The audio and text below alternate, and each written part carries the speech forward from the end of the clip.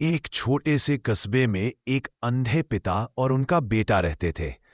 पिता बूढ़े हो चुके थे, पर हर सुबह वो अपने कमरे में बैठते और दीवार पर टंगी उस पुरानी घड़ी की टिक टिक सुनते। उन्हें लगता जैसे वो आवाज उनके बेटे के बचपन की हंसी है। वो मुस्कुराकर कहते, जब ये घड़ी चलती है लगता है घर में जिंदगी है। वक्त बीतता गया, बेटा बड़ा हुआ, शहर चला गया। नई नौकरी, नए सपने, नया घर। धीरे धीरे पुरानी चीजें उसके लिए बोझ बनती जा रही थीं।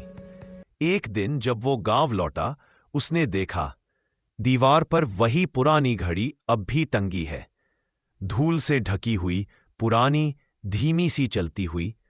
उसने मन में सोचा, इस बेकार चीज को बेच देना ही अच्छा है। पिता सो रहे थे और उसने वो घड़ी उतारी और चुपचाप शहर ले गया। शहर की पुरानी चीजों की दुकान पर उसने वो घड़ी बेच दी। कुछ 100 रुपए मिले और वह लौट आया। शाम को जब पिता उठे, उन्होंने दीवार पर हाथ फेरा। वो जगह खाली थी।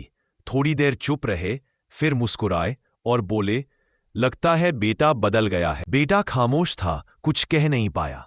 उस रात पूरे घर में सन्नाटा था, बस यादों की आवाज गूंज रही थी। दिन बीते, बेटा वापस शहर लौट गया। एक रात जब वो घड़ी की दुकान के पास से गुजरा, उसकी नजर उसी पुरानी घड़ी पर पड़ी। कांच टूटा हुआ था, पर उस पर उभरे खरोंच जैसे उसकी अपनी यादें थीं। उसने बिना सोचे समझे वो घड़ी फिर खरीद ली। अगले दिन सुबह सुबह वो घर पहुंचा। पिता सो रहे थे और उसने वो घड़ी फिर से उसी दीवार पर टांग दी। जैसे ही टिक टिक की आवाज आई, पिता मुस्कुराए और बोले, तू आ गया बेटा, तेरे कदमों की आवाज तो मैं पहचानता हूं।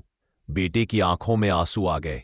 वो घुटनों के बल बैठ गया और बोला, पापा, अब समझ आया, ये सिर्फ घड़ी नहीं थी, ये हमारे साथ गुजरे वक्त की कहानी थी।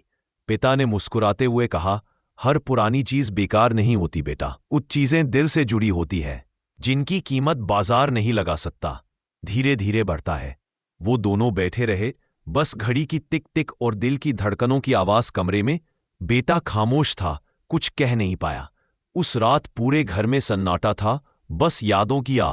मोरल, हर पुरानी चीज की एक कहानी होती है, बस सुनने वाला चाहिए।